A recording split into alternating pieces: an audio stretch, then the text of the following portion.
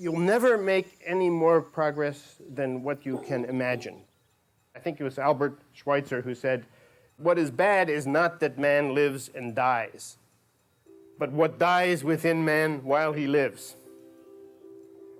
And perhaps the most important thing that dies within man while he lives is his imagination. The thing that keeps you going and keeps you creative is to never lose your imagination. Always dream of things that are better and think about ways to reach those things.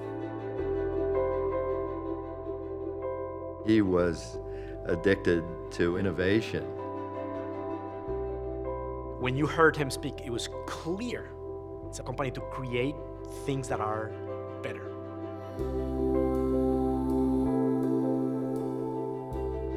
This absolutely permeates the company.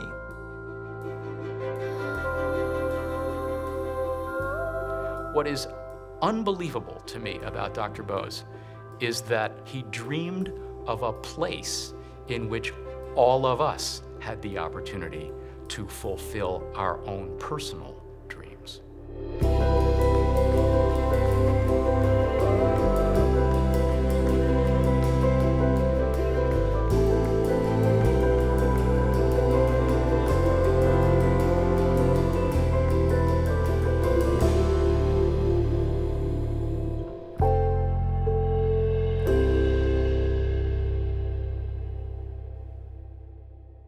Well, you've heard the concept of time telling versus clock building.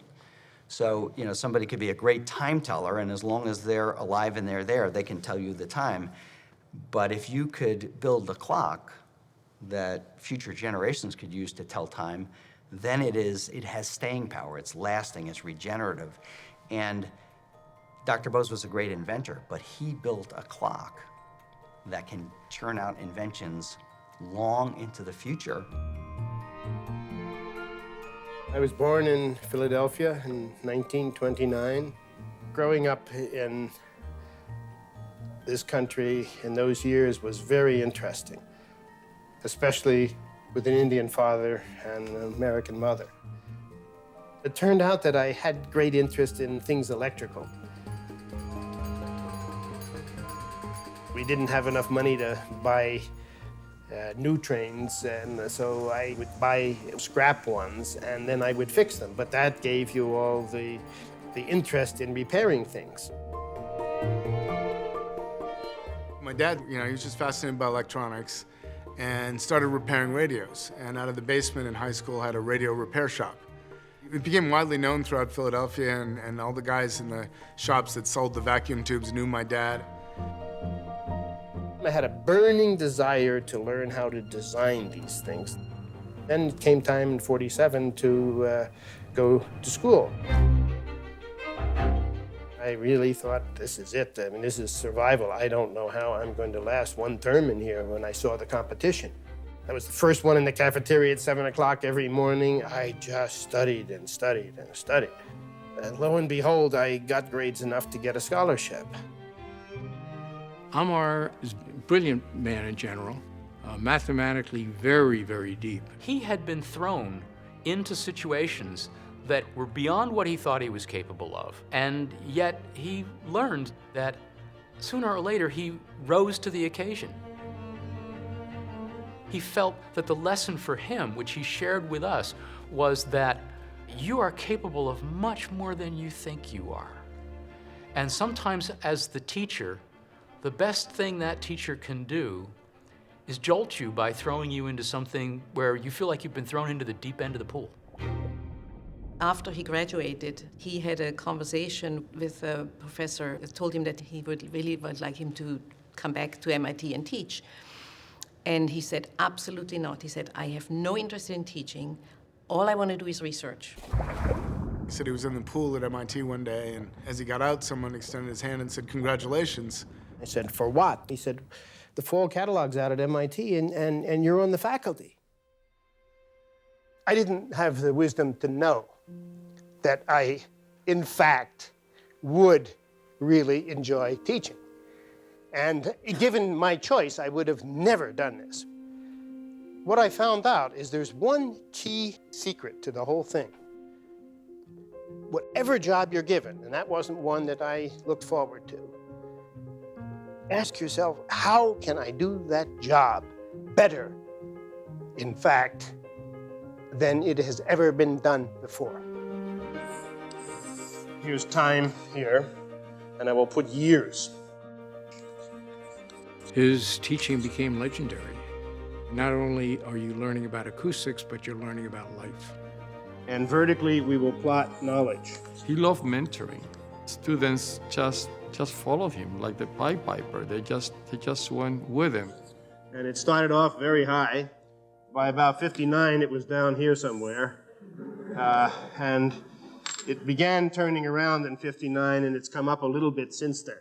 So if you go home tonight knowing less than when you came, this is exactly the story of my life from 1956 till now. He had so many audio ideas that in the 64 time period, he reached a conclusion that forming a company would be an outlet for innovation, for research. Dr. Bose came up to me one day and said, "Why don't you come to work for my company?" I said, "What company? What are you talking about?" And he said, "Well, I don't have a company now, but I'm thinking of starting one. We would work on our government contracts. And then at night, we would put in what we call the second shift, when we would start working on all of the audio ideas." We had been doing research for 12 years at MIT, and it involved this spherical speaker, an eighth of a sphere that you put in a corner. When we formed the company, we thought that should be our first product. The hours were, I would say, extreme. Only a few people to do everything. I built every 2201 myself by hand. You know, we had a great product that everybody liked, but nobody bought. So in 1967, we came to a crisis point in the company.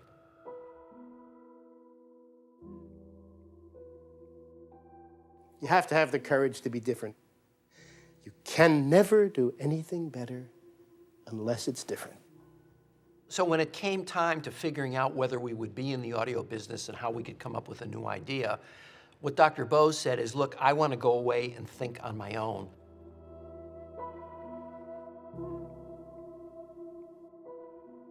A week went by, we got into the second week, and we were really getting nervous.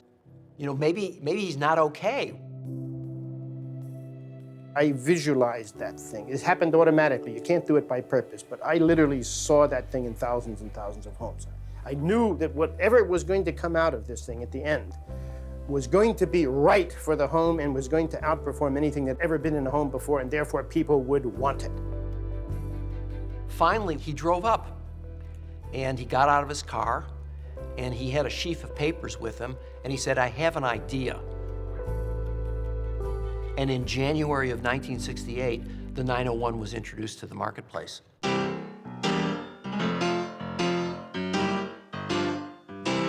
If you feel that it's real, I'm on trial, and I'm here again, your prison. Like a coin in your mint, I am dented, and I'm spared with hot treason. Sales took off, and the company took off, and it spread around the world. Take me to the pilot for control. Take me to the pilot of your song. Take me to the pilot, lead me to the train. In 1978, we were in Europe, and on the way back, for the first time, they had actual headphones instead of just those tubes. And so he was pretty excited about that because he said, "Oh my God, thank God, finally something that might sound, decent." And put them on and realized that, well, with these things on your ears, the sound from the airplane came in much, much more. He was very disappointed. So he took out a pad and pen and started writing equations. By the time we reached Boston, he had a concept which he thought might work. It took over 15 years before we were able to make the concept work. And during that period, there were many people in the company who would say, why are you wasting your time on this technology? The concept that you could cancel sound with sound was the most ridiculous. It's like putting somebody on the moon for me, right? I said, do you know how much money we've spent on this? $50 million. And I'll never forget his response. He said, $50 million? If this was a publicly traded company, I would have been fired years ago. We made a version for first and business class on American Airlines. The customer feedback was spectacular. This just launched the company to the next level. For every company, there is a cycle of business. You innovate and you bring it to market. Your customers pay you for the value you've created, and then your company grows. And then you invest the money that you earned to innovate some more. And so there's this circle, and every company goes through that circle. But what makes the difference between one kind of company and another is which part of the circle is the purpose. We exist to perform the innovations. So I think that's kind of the guiding principle in action, right? Just using research and technology to develop things that have real benefits. The wonderful thing is the gift Dr. Bose has given not just to us today, but to future generations, is this invention of the company that's an innovation engine. The R&D building is the beating heart of Bose Corporation.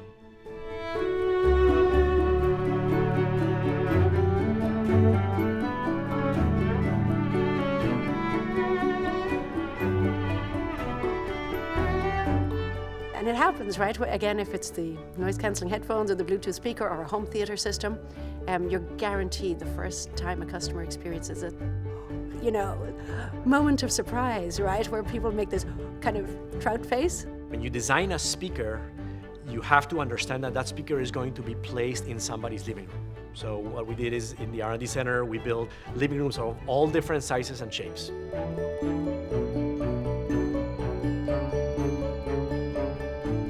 Our speakers literally are played in every single environment. The anechoic chamber.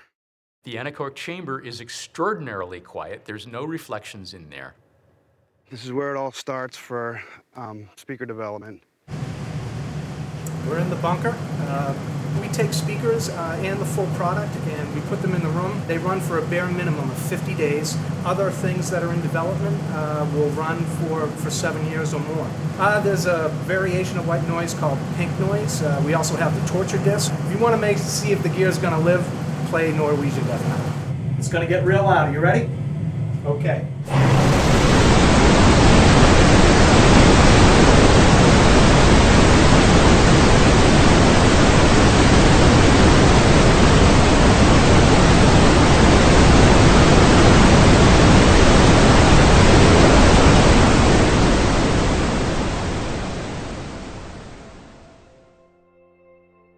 I've seen Dr. Bose take visitors around and point with pride at something his employees created that he had nothing personally to do with it. This is a home of Tiny Systems Group. Tiny System Group means it produces great performance with a very small size, and it requires exceptional technology. Let me take you through evolution of Bose digital music system. Our highest performing product and the largest one is SoundDock 10. It operates with music player. If you go one step down, we have two products, SoundDock and SoundDock Portable.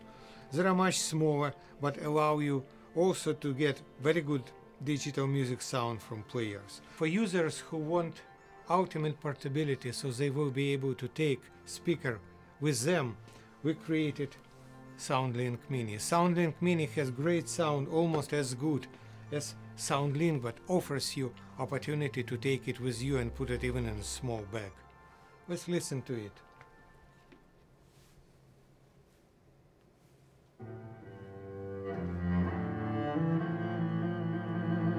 And this is Dr. Bose's dream in reality.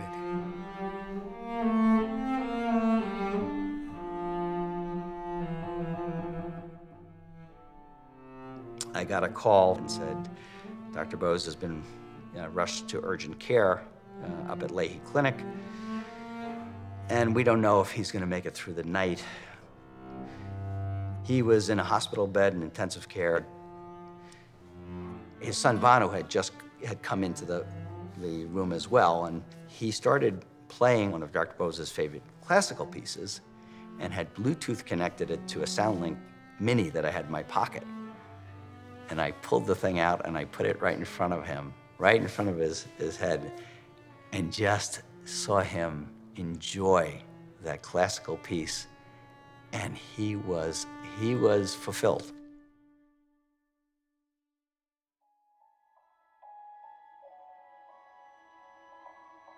Every time when we create a new product, I have a feeling that we are fulfilling Dr. Bose's dream about future that he could not envision because, as he said, it was in the hands of employees.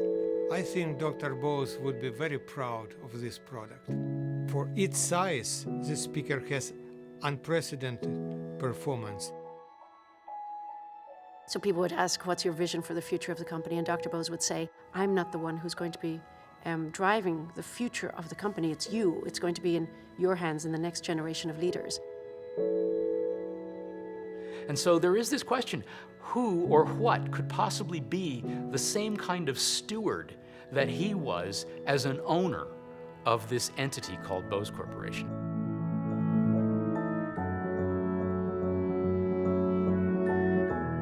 Dr. Bose would tell me, we're working on something that I think is very important for the company.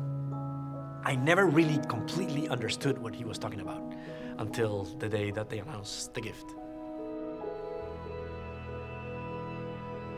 I came into my office, and I remember exactly how we were sitting. And I never really worried about what we were going to talk about because the conversation flowed quite easily and naturally from one topic to the next.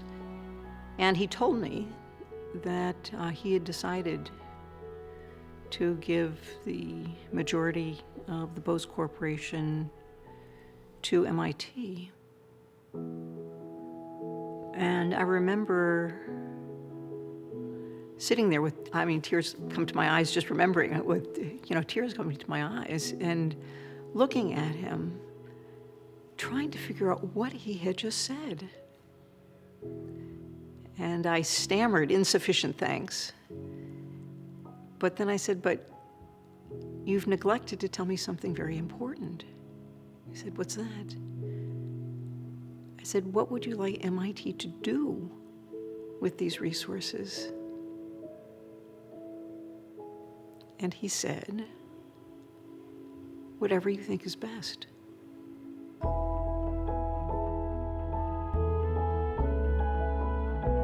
The gift is absolutely remarkable act of generosity.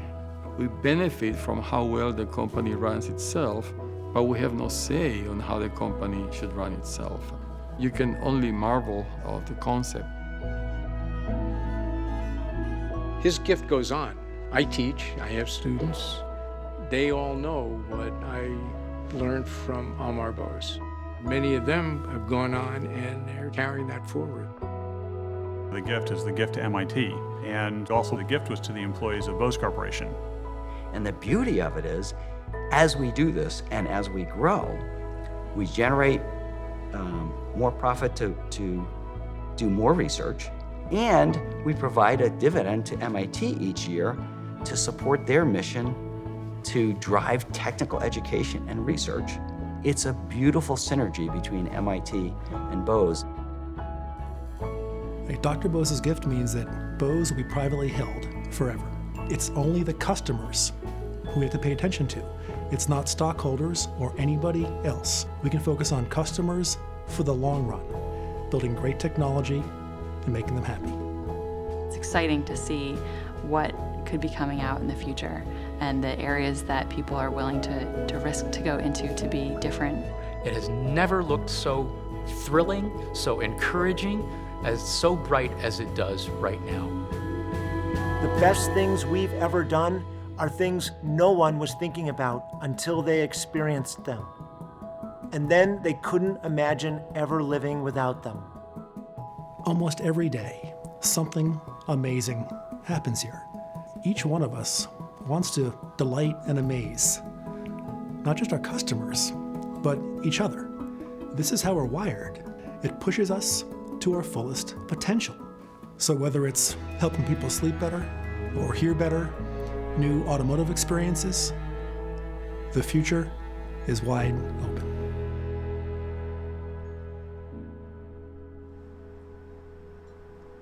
What is bad is not that man lives and dies, but what dies within man while he lives. And perhaps the most important thing that dies within man while he lives is his imagination. The thing that keeps you going and keeps you creative is to never lose your imagination. Always dream of things that are better and think about ways to reach those things.